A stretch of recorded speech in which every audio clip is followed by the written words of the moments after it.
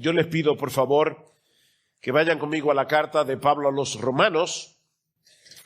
Romanos capítulo 3. Vamos a leer los versículos 21 al 26. Pero ahora, aparte de la ley, la justicia de Dios ha sido manifestada, atestiguada por la ley y los profetas, es decir, la justicia de Dios por medio de la fe en Jesucristo para todos los que creen, porque no hay diferencia por cuanto todos pecaron y no alcanzaron la gloria de Dios, siendo justificados gratuitamente por su gracia, por medio de la redención que es en Cristo Jesús, a quien Dios exhibió públicamente como propiciación por su sangre a través de la fe, como demostración de su justicia, porque en su tolerancia Dios pasó por alto los pecados cometidos anteriormente, para demostrar en este tiempo su justicia, a fin de que Él sea justo y sea el que justifica al que tiene fe en Jesús. Seguramente muchos de ustedes han escuchado alguna vez esta frase: te tengo una mala noticia y una buena, ¿cuál quieres primero? Y usualmente nosotros preferimos la buena delante. De hecho, en muchos casos, ese debe ser el orden necesariamente, porque la buena noticia depende de la mala. Y eso es precisamente lo que nosotros encontramos en la carta de Pablo a los Romanos, que comenzamos a estudiar hace ya varias semanas atrás. El tema de esta carta es el Evangelio y sus implicaciones. Pero el Evangelio es una buena noticia que no tiene ningún sentido a menos que conozcamos la mala noticia que la precede. Y eso es lo que Pablo hace a partir del versículo 18 del capítulo 1 hasta el capítulo 3, versículo 20, presentarnos un diagnóstico de la condición espiritual de la raza humana en la presencia de Dios. Y como hemos visto ya en todas estas semanas, el cuadro que Pablo nos presenta en este pasaje no es agradable en ningún sentido.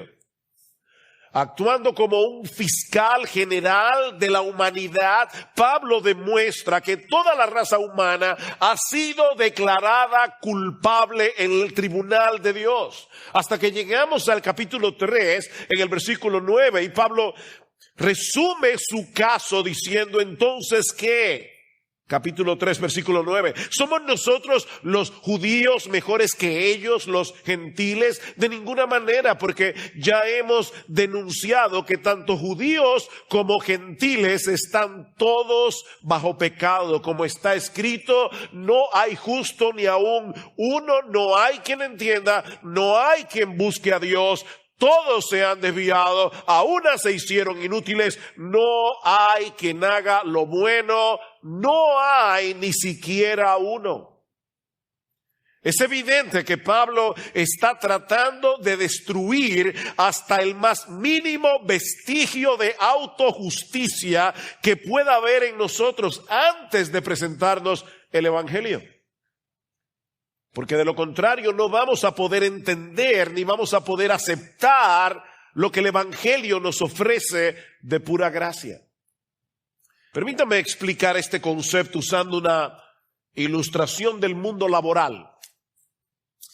Cuando tú estás buscando trabajo, seguramente vas a incluir en tu currículum todo aquello que haga pensar a tu empleador que debería darte el empleo. Tú vas a detallar allí tus experiencias previas de trabajo, vas a incluir las habilidades que supuestamente tienes para el puesto. Yo estoy casi seguro que tú no vas a poner allí ninguna cosa que te descalifique. Yo robé en el trabajo anterior, pero no fue mucho. No, nadie pone eso en su currículum. Tú vas a presentar la mejor cara de ti mismo. Bueno, el problema que Pablo nos muestra en esta porción de Romanos que ya concluimos hace unas semanas atrás es que nuestro verdadero currículum, no el que tú tienes en tu imaginación, sino tu verdadero currículum, el que Dios conoce hasta el más mínimo detalle, no es de ninguna ayuda para que Él te acepte en tu presencia. Todo lo contrario.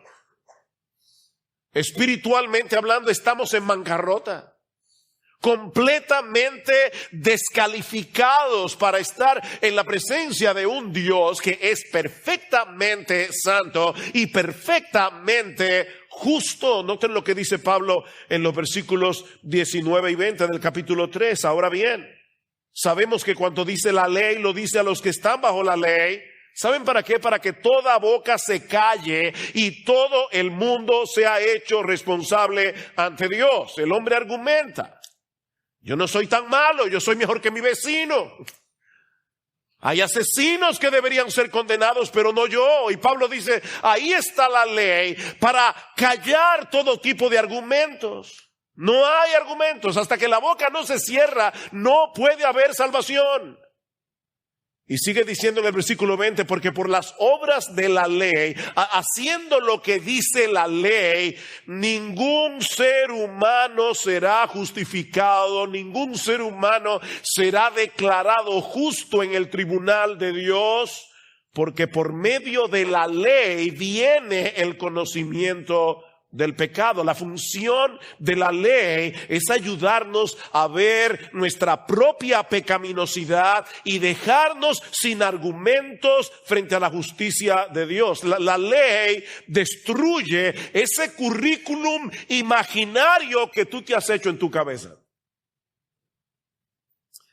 Pero entonces llegamos al versículo 21 del capítulo 3. Y el panorama cambia radicalmente. Es como estar metido en un túnel largo y oscuro y ver de repente la luz más brillante, más extraordinaria que alguna vez tú hayas podido ver. Versículo 21. Pero ahora, esos benditos pero de la Biblia.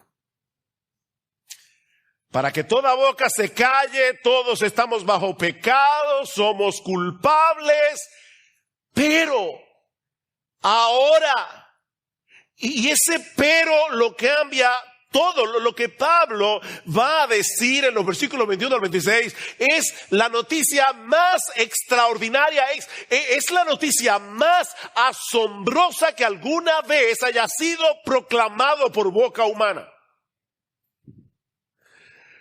Miren, mis hermanos, estábamos orando hace un momento y no era una oración cliché, no es que nosotros tenemos que orar antes de predicar, es que nosotros de verdad queremos que Dios haga eso. Yo sé que tú conoces el Evangelio, yo sé que lo has oído un montón de veces. Yo quiero en el Señor que tú oigas el Evangelio como si nunca antes te hubieras enterado de tal cosa. Porque mis hermanos, de verdad, lo que Pablo va a decir a partir del versículo 21 es como para saltar de nuestra silla. Lutero, refiriéndose a este pasaje, Romanos 3, 21 al 26, él decía que este es el mismísimo corazón de la carta a los romanos y de toda la Biblia. ¿Tú oíste eso? El pasaje que vamos a estudiar en la mañana de hoy es el corazón, Lutero dice el mismísimo corazón de la carta de Pablo a los romanos. Y mis hermanos, amigos que están de visita en esta mañana en nuestra iglesia, este es el corazón de la Biblia. Así de importante es este pasaje. Porque Pablo va a resolver en estos 6 versículos el gran dilema de la salvación. Y aquí está el dilema. ¿Cómo puede un Dios perfectamente justo aceptar en su presencia a pecadores injustos manteniendo intacta su justicia? Ese es el dilema.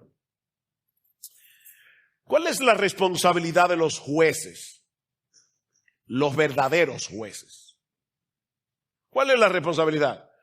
Condenar a los culpables y absolver a los inocentes. ¿No es así? Qué bendición ser. Bueno, nosotros vivimos, ¿verdad?, en un país donde eso no siempre es así. Qué bendición sería vivir en un país así, que solamente a los culpables los condenaran, y de verdad los condenaran, y a los inocentes los absolvieran.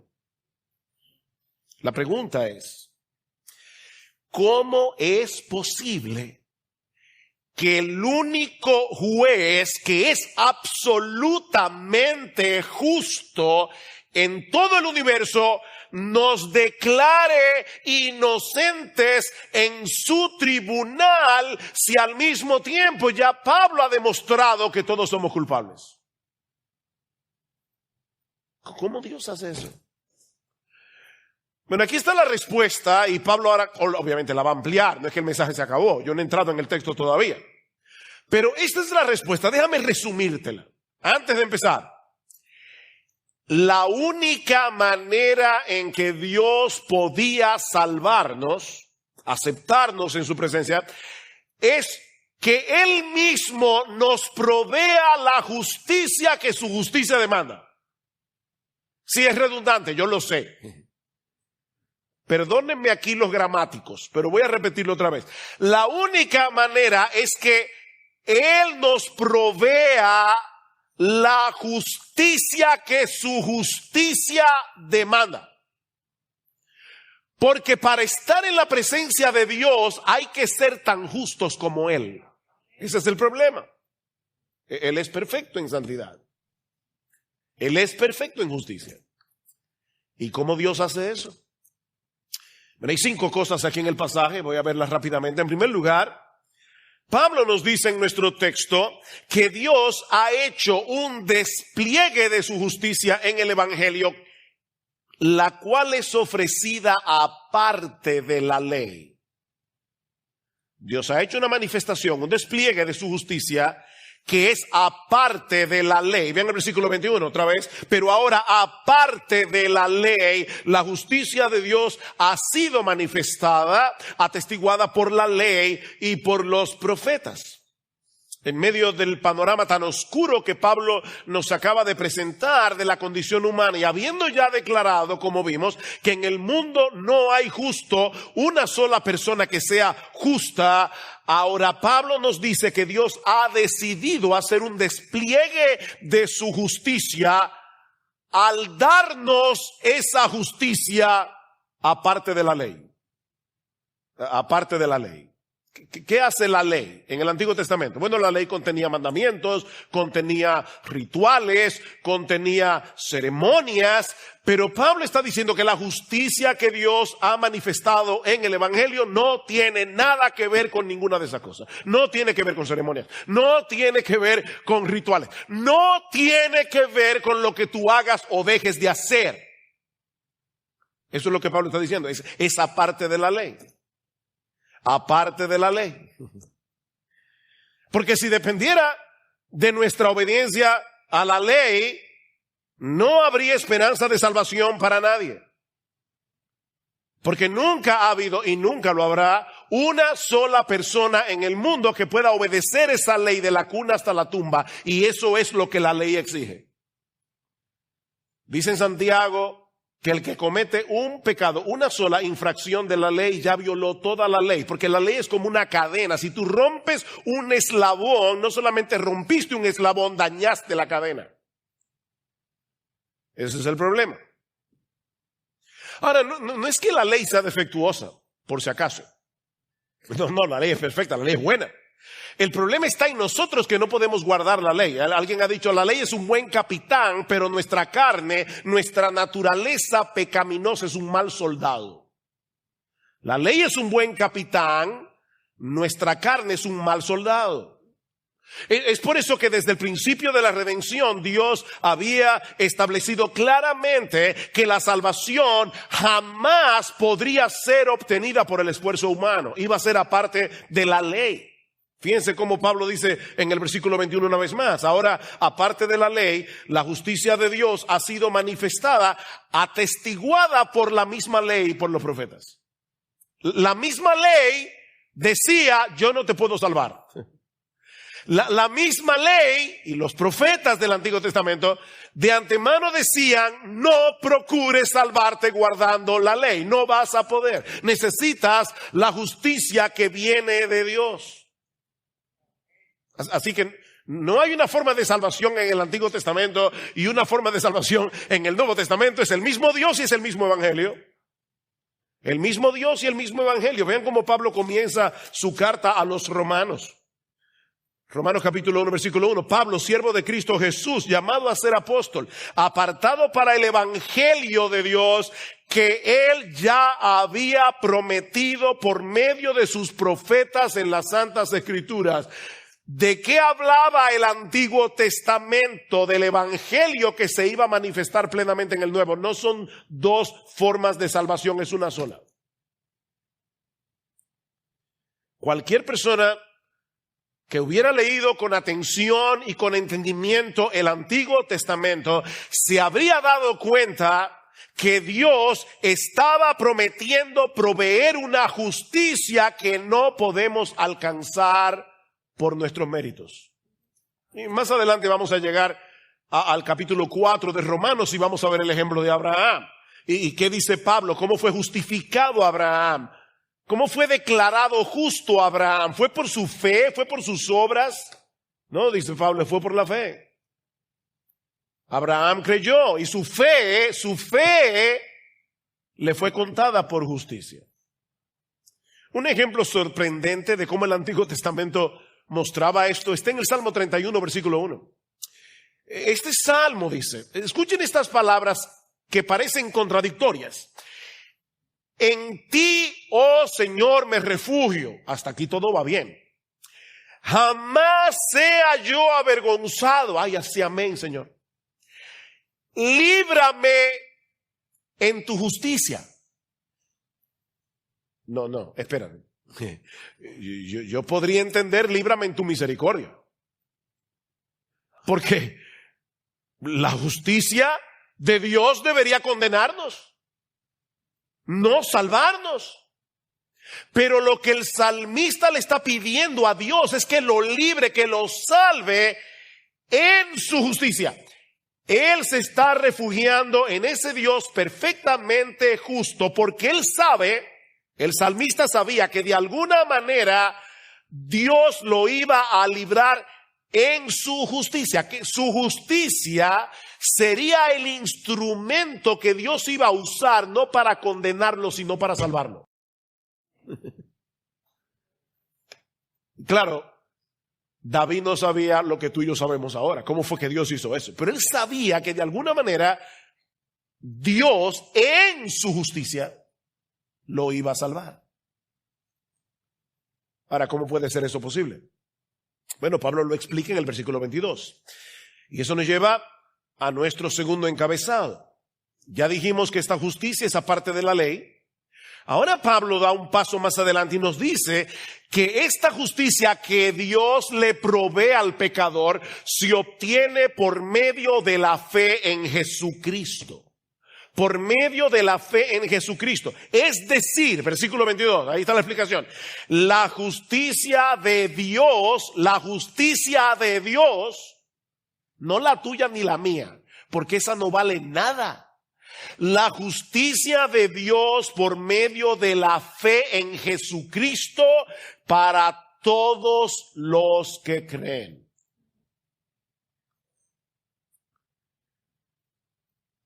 Ya Pablo había dicho en el capítulo 1 de la carta que en el Evangelio se revela la justicia de Dios por fe y para fe. Y la idea es, de principio a fin es por fe. Pablo cita allí a Habacuc capítulo 2 versículo 4 en el Antiguo Testamento y dice, el justo por la fe vivirá. Así que de principio a fin la salvación es por la fe. Pero ahora Pablo nos dice más específicamente que esa fe tiene un objeto muy particular.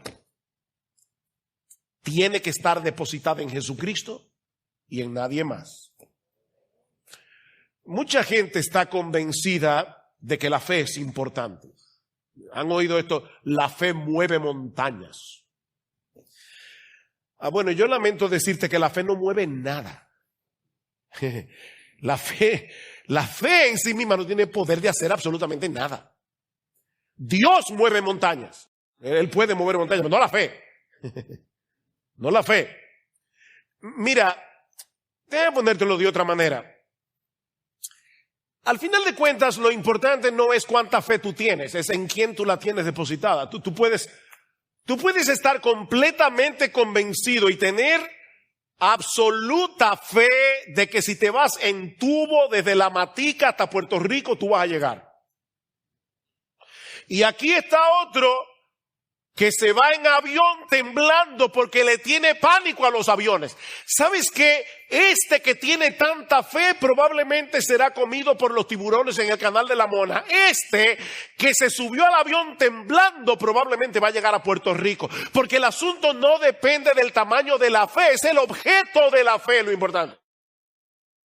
Si tú tienes toda tu fe depositada en un objeto equivocado, te vas a perder. Tú te puedes tomar un trespasito creyendo que es jugo de naranja y te va a matar igualito. No es la fe, no es la sinceridad de tu fe, es el objeto de la fe. Bueno, lo que está diciendo Pablo aquí es que la fe verdadera descansa únicamente en el Señor Jesucristo y en nadie más. Nadie más. De hecho, alguna gente dice, yo tengo mucha fe en Dios. Bueno, esto te va a chocar todavía más. Óyeme bien. No importa que tú tengas fe en Dios si no tienes esa fe puesta en el Señor Jesucristo. No es fe en Dios, como decía aquel famoso poema de Siderata. Procura estar en paz con Dios, cualquiera que sea tu idea de Él. Entonces, yo tengo mucha fe en Dios. No es fe en Dios. Claro, Jesucristo es Dios encarnado, pero lo que Pablo está diciendo es que esa fe es muy particular, es una fe en el Señor Jesucristo. Dios el Padre ha colocado a Jesús como el único medio de salvación, así que nadie puede tener verdadera fe en Dios a menos que no tenga fe en Jesús.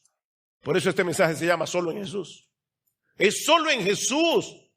La fe verdadera consiste en transferirle a Jesús toda la confianza que tú tienes puesta en otra cosa, en tu decencia, en tu moral, en tu religión, en tu iglesia, cualquier cosa.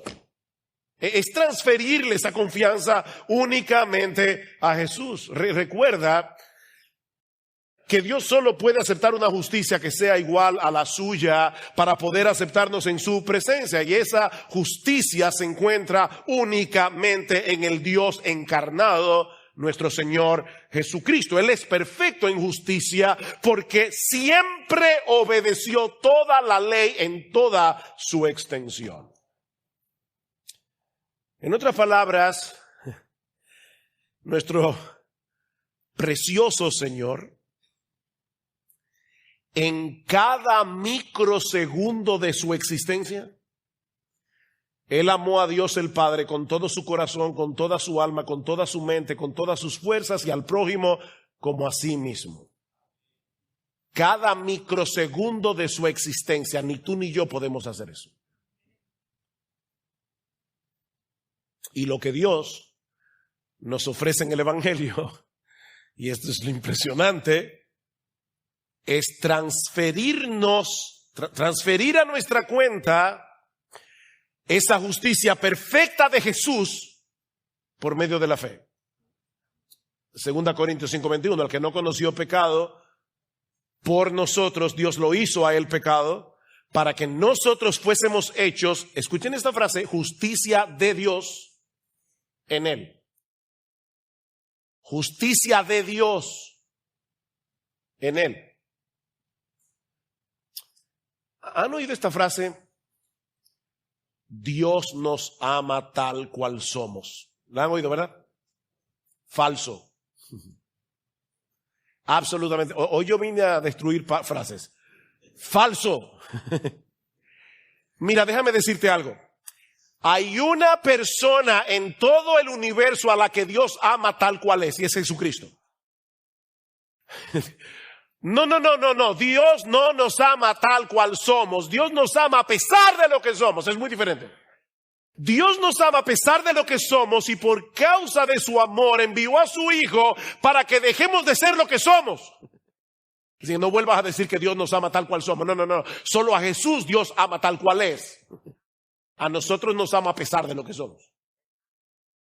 Y es muy diferente. Es muy diferente. Este es mi Hijo amado. ¿Recuerdan? Este es mi Hijo amado en quien tengo mi complacencia. El único Hijo en el que Dios se complace es Jesucristo. Porque Él es perfecto en justicia, Él es perfecto en santidad. Y lo que Dios hace es que nos une a Cristo por la fe. Nos une a Cristo por la fe. De tal manera que ahora Dios nos ve en su Hijo. Dios nos ve en su Hijo, en quien Él tiene toda su complacencia. Así que, mi amigo, la salvación es únicamente por medio de la fe en Jesús. Únicamente. No es la fe en general, no es la fe ni siquiera en Dios. Es la fe en Jesús. ¿Quién es Dios? Pero es la fe en Jesús. Ahora, luego Pablo añade una frase que de primera impresión parece redundante. Dice, para todos los que creen. Ya no dijo que era por la fe. Entonces, ¿para qué añadió esa frase? Para todos los que creen, dice en el versículo 22. Bueno, eso nos lleva a nuestro tercer encabezado. Ya dijimos que esta justicia es aparte de la ley, ya dijimos que esta justicia solo se obtiene por medio de la fe en Jesucristo, y ahora Pablo va a decir que esta justicia está disponible para todo el mundo porque todo el mundo la necesita. Eso es lo que Pablo quiere subrayar. No olviden que Pablo ha venido tratando en la carta el problema de los judíos que se creían ser los únicos que tenían la salvación. Y ahora Pablo dice, no. Es decir, la justicia de Dios por medio de la fe en Jesucristo para todos los que creen, porque no hay distinción, por cuanto todos pecaron y no alcanzan la gloria de Dios. La razón por la que Pablo añade esta frase aquí es para hacernos ver que esa justicia que Dios nos ofrece en el Evangelio no es únicamente para los judíos, el pueblo escogido por Dios en el Antiguo Testamento, no es para las personas decentes y religiosas, no es para aquellos que están haciendo un esfuerzo para llegar a ser una mejor persona, no, es para todos los que creen. Para todos los que creen, sin distinción. Se trata de una oferta universal porque la necesidad es universal. Todo el mundo la necesita. Todos pecaron, todos. Sí, tú también. Y están destituidos de la gloria de Dios. ¿Y eso qué significa? Que todos nosotros fallamos en alcanzar el propósito para el que fuimos creados. Nosotros fuimos creados originalmente para reflejar la imagen de Dios y de ese modo darle gloria a Dios. Nosotros fuimos creados a imagen y semejanza de Dios para darle gloria a Dios. Pero el pecado desfiguró esa imagen. Y no solo eso, nos convirtió en ladrones de gloria. Nosotros somos ladrones de gloria. En vez de buscar que Dios sea reconocido, que Dios sea exaltado, no, nosotros queremos esa gloria para nosotros mismos. Nosotros queremos que esa gloria sea nuestra. Esa es la acusación de Pablo en Romanos capítulo 1, versículo 20, ¿recuerdan? Pablo dice que aunque los hombres conocen a Dios por medio de lo creado, es evidente que hay un Dios por medio de lo creado. No es evidente para todos los que están aquí que este edificio tiene un diseñador, un arquitecto. ¿Y por qué tú miras el universo y piensas que vino de la nada? No hay excusa para el hombre, dice Pablo, porque la evidencia de la existencia de Dios está allí, delante de todos. Así que el hombre, aunque conocía a Dios, dice Pablo, no le glorificaron como a Dios, ni le dieron gracias, sino que se envanecieron en sus razonamientos y su necio corazón fue entenebrecido. No queremos glorificar a Dios, no queremos darle gracias. Es por eso que las religiones humanas son tan atractivas. Porque la religión te dice, si tú haces esto y vas a misa y lees la Biblia y haces no sé qué cosa, te vas a salvar. De alguna manera yo hice algo que hizo que Dios me diera la salvación. Hasta en eso queremos robarle a Dios la gloria.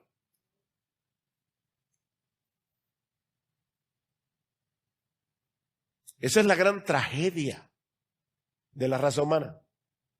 Hemos perdido de vista la razón de nuestra existencia. Glorificar a Dios y gozar de Él por siempre. Para eso fuimos creados. Así que, mi amigo, no pienses ni por un momento que tú no necesitas la salvación que el Evangelio ofrece. No hay diferencia, dice Pablo. Alguien lo dijo en una forma más dramática de lo que yo puedo decirlo. Escucha esto. La prostituta, el mentiroso, el asesino están privados de esa gloria y tú también.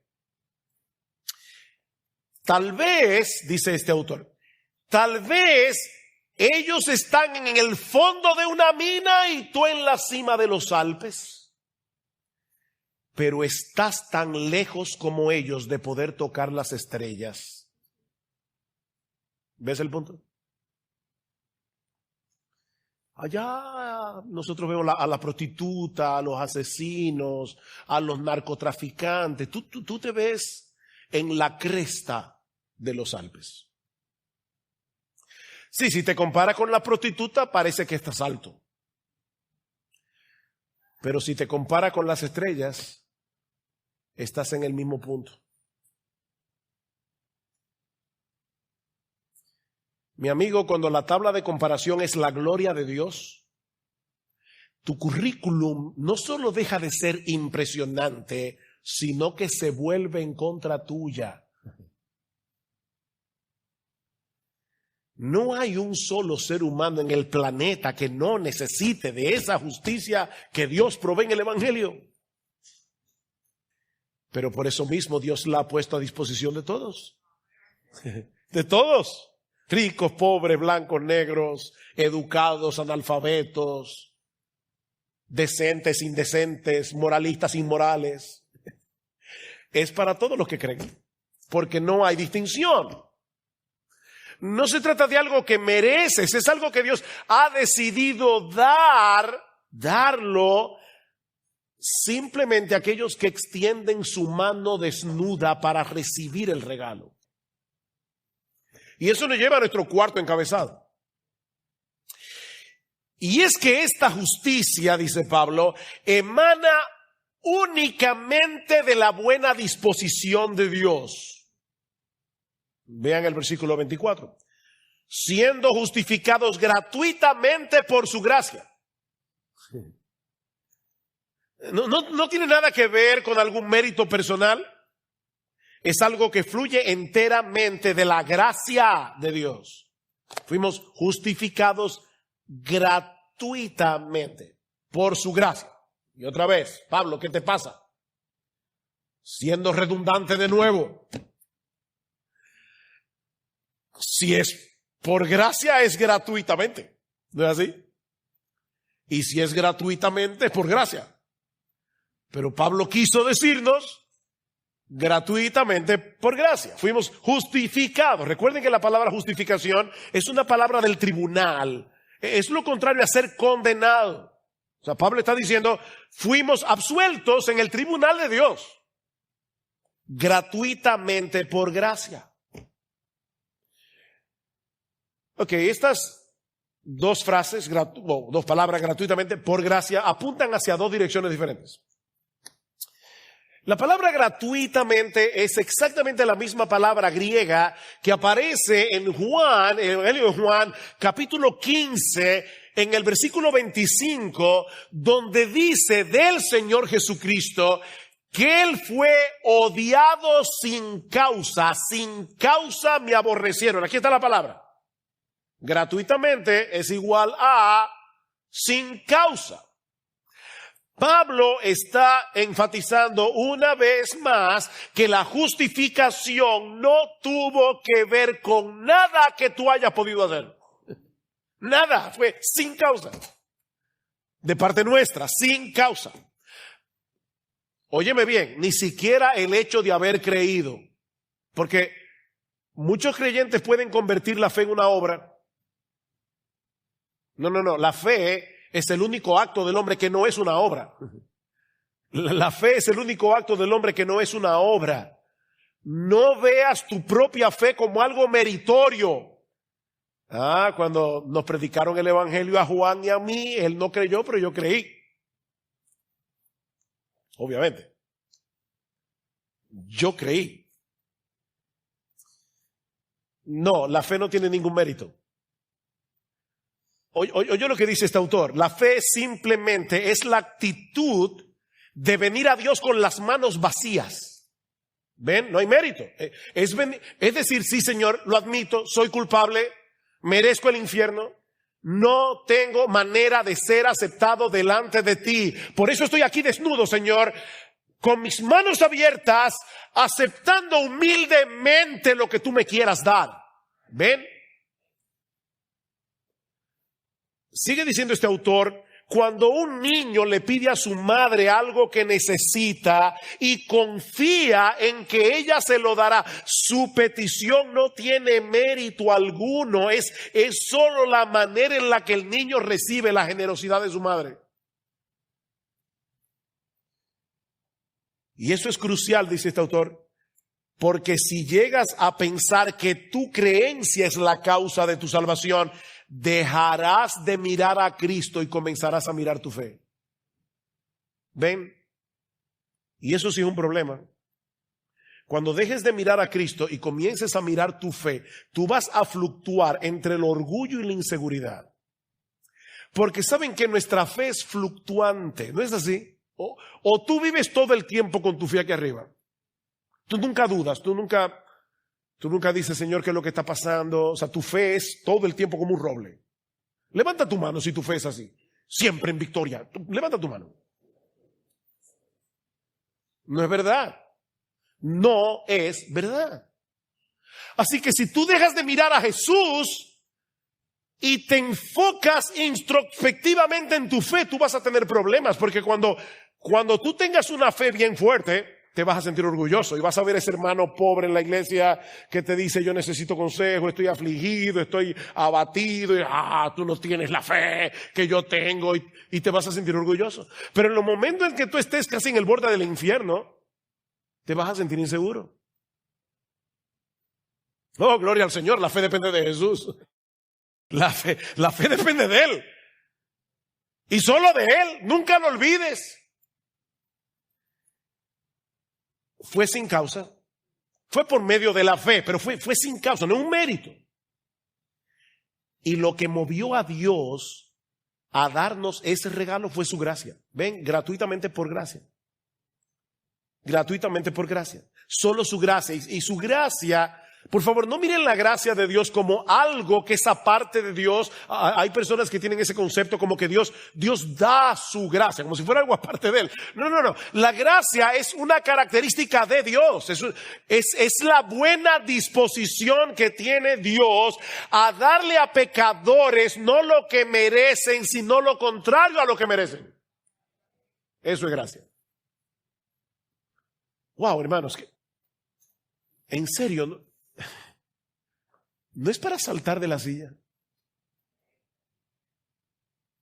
¿O es que yo no me estoy dando a entender? Puede ser. Nosotros somos tan débiles explicando las cosas. Para explicar un pasaje como este, uno necesita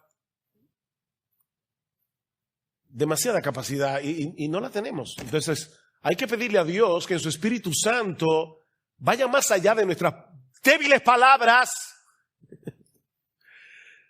y te haga entender lo que pasó en la cruz. Es que fue increíble. Es creíble, es asombroso.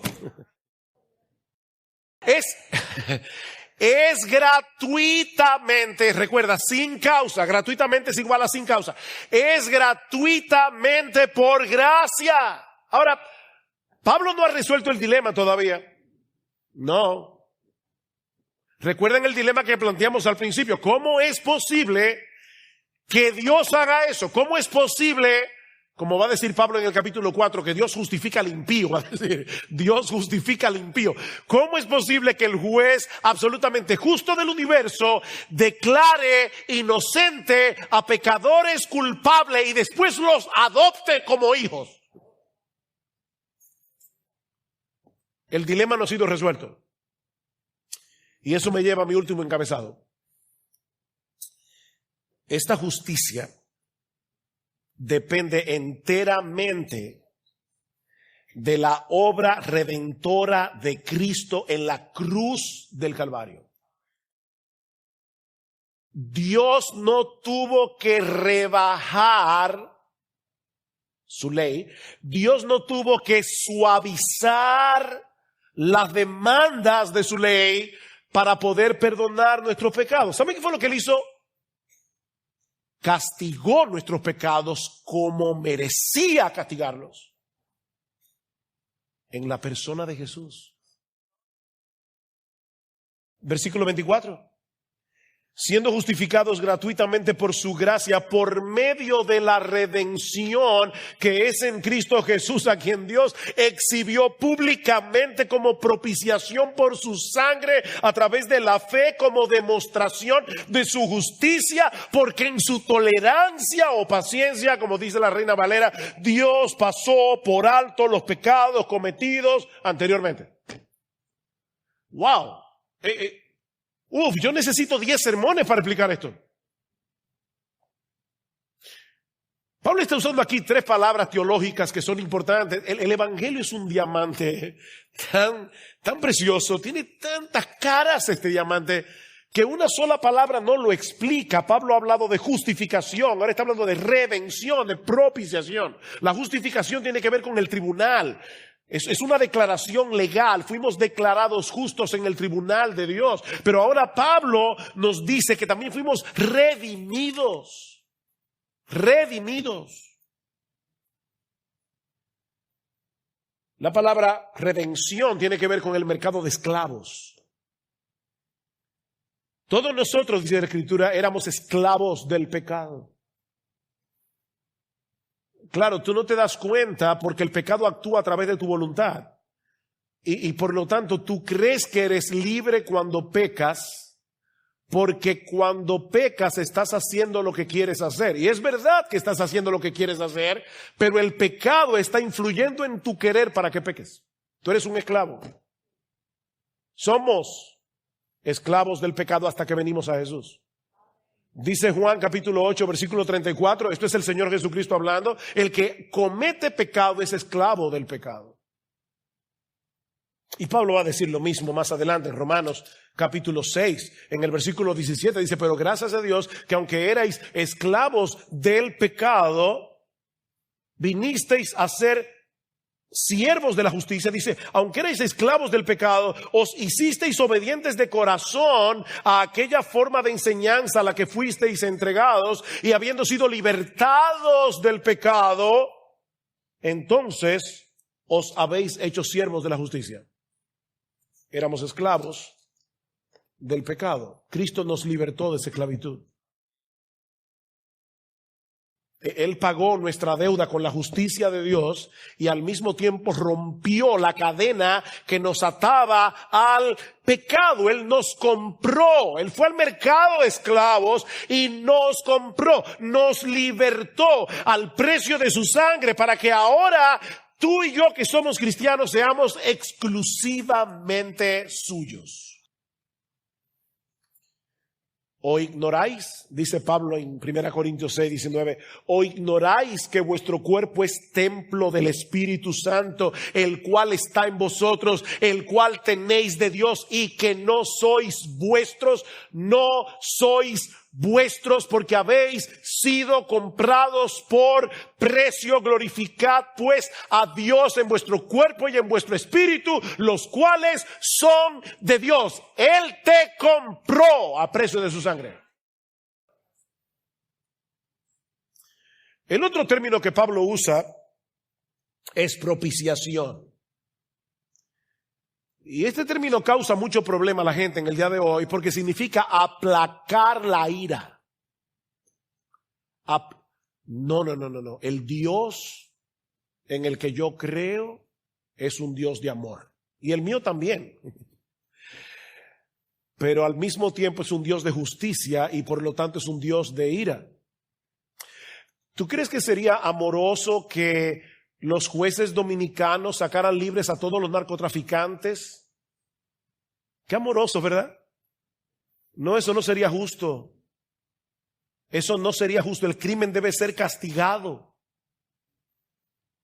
De hecho, lo hemos dicho un montón de veces. El que no tiene ira tampoco tiene amor. Es imposible tener amor sin ira. ¿Cómo tú me puedes decir a mí que tú amas a los niños y al mismo tiempo te es indiferente ver que hay personas que abusan de ellos?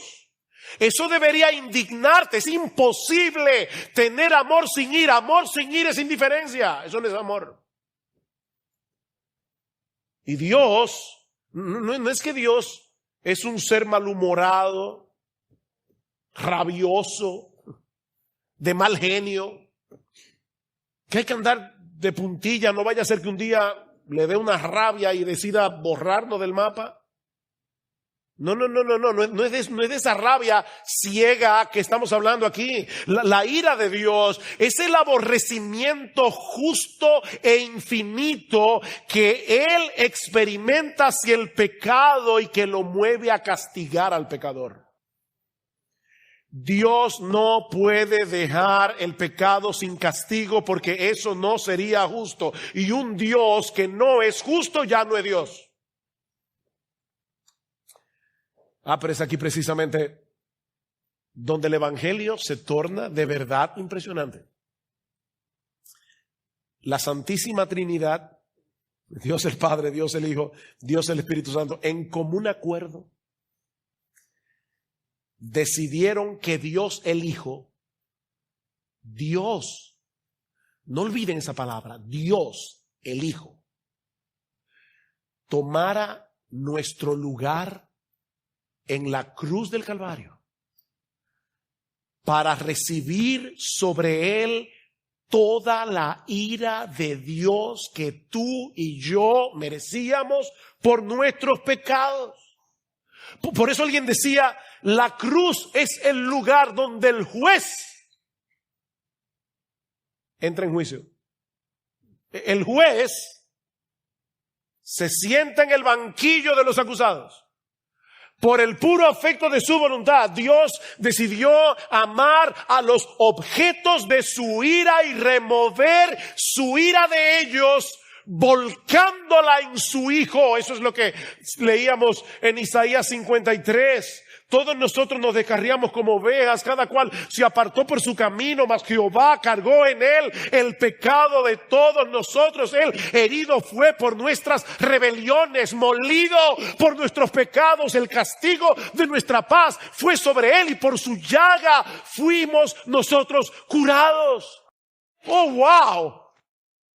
El castigo de nuestra paz. ¿Qué frase? El castigo que tú y yo merecíamos, pero que ahora fue removido para que tengamos paz con Dios, cayó sobre él. Por su conocimiento justificará mi siervo justo a muchos y llevará las iniquidades de ellos. ¿Ven el punto? Wow, Isaías escribió eso 700 años antes del nacimiento de Jesús. Wow, qué evangelio. ¡Qué glorioso evangelio! Esto es impresionante. Ese es el corazón del evangelio. Óyeme, déjame decirte otra cosa. Yo te dije ya, no es fe solamente, no es fe en Dios general, es fe en Jesús. Bueno, ahora te voy a decir que tampoco es fe en Jesús en general. Porque una persona puede creer en Jesús como ese maestro que vino a darnos un ejemplo. Gloria y yo nos topamos con un señor en Miami y comenzamos a predicarle el evangelio y resultaba que era mormón. y yo le hice varias preguntas. ¿Qué tú crees acerca de Jesús? Y dice, oh, wow, para mí Jesús es como lo máximo. Yo trato de vivir según el ejemplo de Jesús. Y yo le decía, el problema es que ni tú ni yo podemos seguir ese ejemplo. Entonces, oye bien, no es tener fe en Dios, ni siquiera es tener fe en Jesús en sentido general. No, mira el versículo 25 otra vez. A quien Dios exhibió públicamente como propiciación por su sangre a través de la fe. En otras palabras, es creer en ese Jesús que sustituyó al pecador en la cruz del Calvario. Esa es la fe. Es creer en Jesús como el Cordero que fue inmolado por nuestros pecados. Todos los sacrificios del Antiguo Testamento no eran más que una representación de ese sacrificio que el Señor Jesucristo iba a llevar a cabo en la cruz. Por eso es que Pablo dice al final del versículo 25 que Dios en su tolerancia pasó por alto los pecados cometidos anteriormente. ¿De qué está hablando Pablo aquí? Pablo lo que está diciendo es que la salvación de Abraham, de Moisés, de David, de José, de Daniel, de todos los creyentes del Antiguo Testamento fue porque Dios en su paciencia esperó el sacrificio de su Hijo para borrar sus pecados. La salvación de Moisés, de Abraham, de Daniel, de David, no dependía de los animales sacrificados. Eso fue perdón a crédito. Perdón a crédito. Dios en su paciencia decidió perdonarlos porque Él sabía que esa tarjeta iba a ser pagada. No fueron los animales, dicen hebreos. No. Los animales no pueden borrar pecados. Fue la sangre de Jesucristo. Y Dios en su paciencia esperó hasta que llegara su Hijo y fuera muerto en esa cruz. Y dice Pablo, y de esa manera, Él hizo una sorprendente exhibición de su justicia. ¿Se dieron cuenta la veces que Pablo dice eso? Versículo 21, pero aparte de la ley, la justicia de Dios ha sido manifestada. Versículo 25, a quien Dios exhibió públicamente como propiciación por su sangre a través de la fe, como demostración de su justicia. Versículo 26, para demostrar en este tiempo su justicia. Pablo está diciendo, ¿tú quieres saber qué tan justo es Dios? Mira la cruz. Ahí está la demostración. Ahí están los fuegos artificiales de la justicia de Dios. El dilema resuelto. El dilema ya fue resuelto. El juez del universo no tuvo que poner de lado su justicia, no tuvo que diluir las demandas de su ley para perdonar a pecadores culpables. No, todos esos pecados fueron castigados en la persona de Jesús para que Él sea el justo. Dios sigue siendo justo. Y el que justifica al que tiene fe en Jesús. Esta es la buena noticia del Evangelio. Que de tal manera amó Dios al mundo que ha dado a su Hijo unigénito para que todo aquel que en Él cree no se pierda, mas tenga vida eterna. Ahora, mis hermanos, y ya estoy concluyendo, recuerden que la carta a los Romanos no es un tratado evangelístico escrito para evangelizar a los inconversos de Roma. Esta carta fue enviada a una iglesia, a un grupo de cristianos. ¿Saben por qué? Porque la única manera en que tú y yo podemos crecer en gracia y dar frutos para la gloria de Dios es entendiendo cada vez mejor este evangelio. A donde Pablo va a llegar es a Romanos 12. Os ruego, hermanos, por las misericordias de Dios. ¿Cuáles misericordias? ¿Tú quieres más que esas? ¿Qué misericordia? Os ruego por las misericordias de Dios. Ahí que va a llegar Pablo. Que presentéis vuestros cuerpos en sacrificio vivo, santo, agradable a Dios, que es vuestro culto racional. No os conforméis a este siglo, sino dejaos ser transformados por medio de la renovación de vuestro entendimiento, para que comprobéis cuál es la voluntad de Dios, agradable, buena y perfecta. Si la salvación es un regalo de Dios, aparte de cualquier obra humana, mi hermano, tú y yo no tenemos nada de qué gloriarnos. Si hay algo que debería distinguir a un cristiano es humildad. No tenemos nada de qué gloriarnos. Dicho eso, ahí va a llegar Pablo, versículo 28, porque concluimos, dice, versículo 27, ¿dónde está pues la jactancia? ¿Queda excluida? ¿Por cuál fe? ¿Por cuál ley? ¿Por la de las obras? No. Sino por la ley de la fe. ¿Dónde está la jactancia? Miembro de IBCJ. ¿Tú crees que tú eres mejor que los que están afuera porque tú estás aquí adentro? ¿Dónde está la jactancia? ¿O no? No tenemos nada de qué jactarnos, pero sí tenemos todas las razones del mundo para vivir en gratitud y para vivir en adoración. Aquel que murió por nosotros en esa cruz. Aquel que nos salvó gratuitamente por gracia. La salvación es del Señor, de principio a fin. Y por lo tanto solo Él merece toda la gloria. No solo por el hecho de haber sido salvados. No. Él merece toda la gloria por cada paso que damos hacia adelante en el camino de la santidad. Él merece toda la gloria por cada fruto que nosotros damos para la expansión de su reino. Sol y deo gloria. Mas por Él estáis vosotros en Cristo Jesús, el cual nos ha sido hecho por Dios sabiduría, justificación y redención, para que, como está escrito, el que se gloríe en el Señor. Oh, mi amado hermano, no deberíamos nosotros vivir con el corazón encendido, con fuego del altar, en admiración por Jesucristo. O si tu corazón está frío en esta mañana, pídele a Dios que te lo encienda. Oh Señor, usa este evangelio, Señor, para que yo solo viva para ti. Pero si tú estás aquí sin Cristo en esta mañana, yo te ruego, no abandones este lugar sin arreglar tus cuentas con Dios. No lo hagas aferrándote por la fe a ese bendito Salvador que murió por nuestros pecados. Porque si la salvación es un regalo de Dios, aparte de cualquier obra humana, entonces tú puedes ser salvado ahora. En este mismo instante no tienes que tratar de mejorar tu currículum. No lo hagas. No trates de mejorar tu currículum a ver si Dios te acepta finalmente en su presencia. Oh no, ven a Cristo, mi amigo, y ven ahora ven a Cristo. Pídele que tenga misericordia de ti. Pídele que transforme tu corazón de piedra en un corazón de carne. Pídele que te abra los ojos para que veas tu pecado, pero para que lo veas a Él como un bendito, glorioso, exaltado Salvador.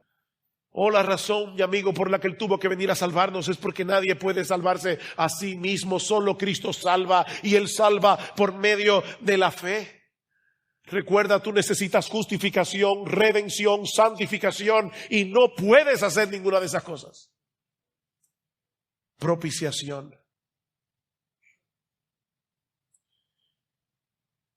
Aquí es donde las preposiciones son importantes. Es solo por gracia, es solo en Cristo y es solo por medio de la fe. Por gracia en Cristo, por medio de la fe.